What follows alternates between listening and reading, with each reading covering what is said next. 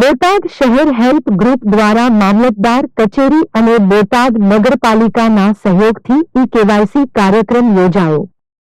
બોટાદ શહેરના help group દ્વારા મામલતદાર કચેરીના સહયોગથી ઈ-કેવાયસી કાર્યક્રમ યોજાયો હતો. આ કાર્યક્રમની અંદર મામલતદાર શ્રી પરમાર સાહેબ, પુરવઠા મામલતદાર સાહેબ તેમજ મામલતદાર કચેરીના કર્મચારીઓ, નગરપાલિકાના કર્મચારીઓ અને હેલ્પ ગ્રુપના સભ્યો, મુસ્લિમ સમાજના આગેવાનો દ્વારા બોટાદના મુસ્લિમ સમાજ ભાદર કાઠિયા હોલ ખાતે સમગ્ર આયોજન કરાયું હતું. આ આયોજનની અંદર આધાર કાર્ડની અંદર મોબાઈલ નંબર અપડેટ તેમજ ઈ-કેવાયસી કરી આપવામાં આવ્યું હતું, જેમાં મોટી સંખ્યામાં લોકોએ લાભ લેવા જોડાયા હતા અને આવનારા સમયમાં બોટાદના નગરજનો વહેલી તકે ઈ-કેવાયસી કરાવી લેવા બોટાદ સિટી મામલતદાર દ્વારા અનુરોધ કર્યો હતો.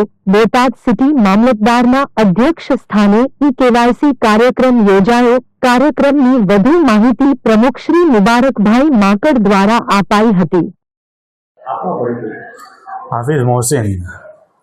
આજે શું કાર્યક્રમ રાખવામાં આવ્યો છે, ક્યાં રાખવામાં આવ્યો? આજે આપણે ઘાંચી સમાજ હોલ, હરણકુઈની હોલ જે છે એની જેવો બીજો હોલ છે આપણે ટેલિફોન એક્સચેન્જ પાસે, નવનાળા પાસે. એ હોલની અંદર ઈ-કેવાયસી રેશન કાર્ડની અંદર જે છે અત્યારે સરકાર દ્વારા જે લાવવામાં આવેલું છે એને લઈને એક કાર્યક્રમ રાખવામાં આવ્યો હતો. ઘણા બધા સમાજના લોકો જે છે ઈ-કેવાયસીને લઈને પરેશાન છે. ઈ-કેવાયસી એટલે શું એ ઘણા બધા લોકોને ખબર નથી. તો મામલતદાર કચેરી જે બોટાદની છે તેમજ તે બોટાદ નગરપાલિકાનો જે સ્ટાફ છે તેમના સહયોગથી હેલ્પ ગ્રુપ બોટાદ જે છે એને આ કેમ્પ રાખેલો અને આ કેમ્પની અંદર દરેક હિન્દુ, મુસ્લિમ, દરેક સમાજના લોકો, દરેક ધર્મના લોકો માટે આ કેમ્પ રાખવામાં આવ્યો છે અને ઘણા બધા લોકોએ સવારના 10 વાગ્યાથી આ કેમ્પ ચાલુ થયો ત્યારથી અત્યાર લગી લાભ લીધો.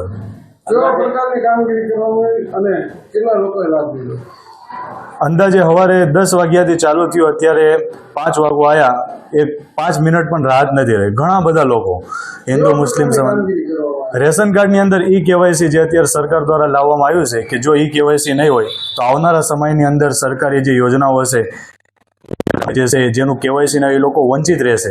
એટલા માટે એની એક પ્રોસેસ ચાલુ છે અને બીજી પ્રોસેસ એ ચાલુ છે કે આધાર કાર્ડ જે નંબર એમાં લિંક કરવાનો લિંક ન હોય તો કેવાયસી થતું નથી. તો આધાર કાર્ડના ઉપર મામલતદાર ઓફિસ તરફથી આધાર કાર્ડમાં સભ્યો છે જે આધાર કામ પણ કરી રહ્યા છે. આપનો પરિચય? મારું નામ મુબારકભાઈ ઇસ્માઇલભાઈ માકડ, બોટાદ ઘાંચી સમાજ પ્રમુખ છું.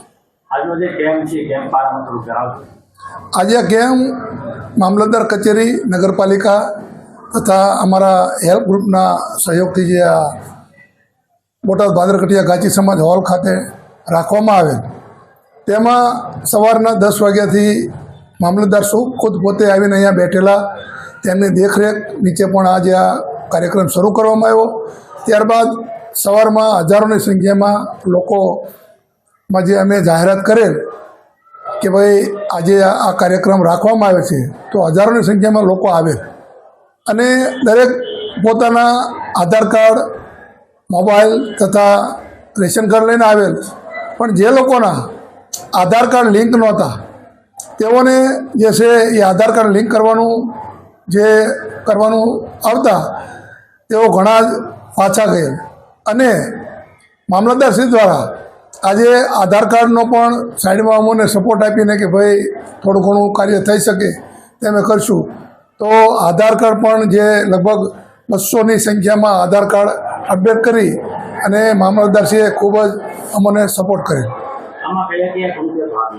આમાં હેલ્પ ગ્રુપના અમારા નવયુવાન મિત્રો, અમારા હાફિઝ મોહસિન છે, તેમજ અમારા બોટાદ ભાદરકટિયા ઘાંચી સમાજના પ્રમુખ તરીકે હું હતો, અમારા ઈસુભાઈ ઉપપ્રમુખ, અમારા આશિફભાઈ ગાંજા જે અમારા એક સામાજિક આગેવાન છે, ખૂબ જ સક્રિય રીતે પોતાની બનતી તમામ મદદ કરીને તેઓએ આ કાર્યક્રમ ખૂબ જ સફળ થાય એવી રીતે અમને સાથ સહકાર આપેલ અને અમારું પણ માનવું છે કે આ કાર્યક્રમ ખૂબ સફળ રહ્યો, કારણ કે હજારોની સંખ્યામાં લોકો આવ્યા.